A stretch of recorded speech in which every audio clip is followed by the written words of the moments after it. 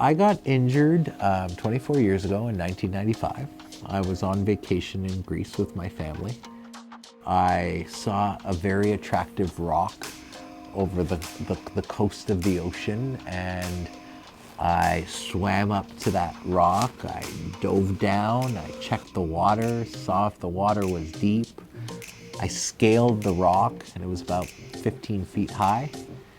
And I did a few swan dives. It was fantastic. I got tired of jumping off a rock 3-4 times, so I went back to the beach and relaxed for a bit. And 2 o'clock in the afternoon, I wanted to do it again. You know, at this time I felt I already checked the water. I don't have to check it again. So I kind of scaled around the ocean, around to the same rock that I jumped, exact same spot that I dove in the morning of where I checked the water. But there happened to be a tide, and I ended up diving 15 feet into about 3 feet of water head first. I hit the bottom right away, and I couldn't move a thing from the neck down. I never lost consciousness. I was all by myself. I didn't think anybody was watching me. So I was literally holding my breath, waiting till I couldn't hold my breath any longer. So at the time, the best solution for me in that predicament was, let me try to go to sleep. Let me hope that I fall asleep before I can't hold my last gag of air. And miraculously, without even me knowing, I felt this arm on my neck and my shoulder and somebody dragging me out of the water. It happened to be a relative of mine who was actually watching me dive and actually swam out probably a half a football field to come get me and pull me back to shore. I had people lifting me up on my legs, not knowing I had a broken neck, trying to see if I could still walk again. So I would assume a lot of damage was done from that unawareness. At that time, I was in a small town in Greece, about an hour away from the closest hospital.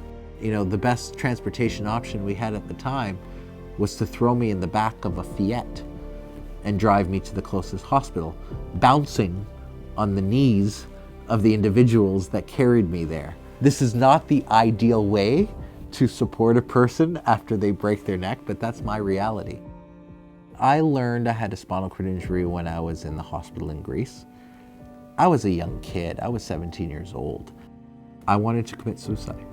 I didn't want to live anymore at that time. I didn't see the path towards me being who I wanted to be. Thankfully, my father had good insurance, accident travel insurance from his work, and I was air ambulanced 5 days later back to Canada, where I started my rehabilitation.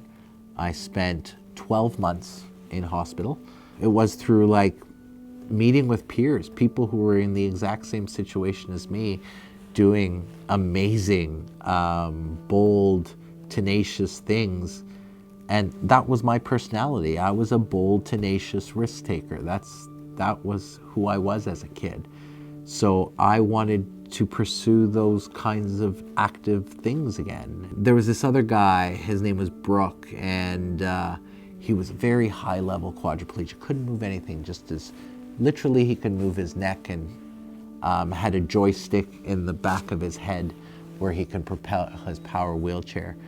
And I remember saying to myself, why is this guy so happy? You know, all I saw was his limitations at that time.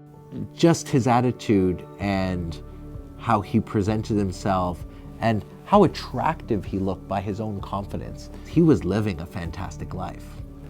And that was an inspiration to me because it reminded me that I wanted to live a fantastic life too. Since then, I decided to live a path of life to do whatever I want to do and to not allow any limitation or barrier in front of me to be the excuse for not achieving what I want. So it kind of made me the man I am today, on a relentless pursuit to achieve what my heart desires.